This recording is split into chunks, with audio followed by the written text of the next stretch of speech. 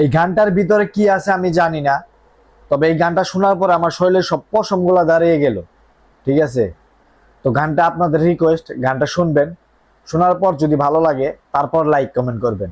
গানটা শুনেন। বড়ই পাতার গরম জলে শুয়াইয়া মশারির তলে, বড়ই পাতা গরম জলে,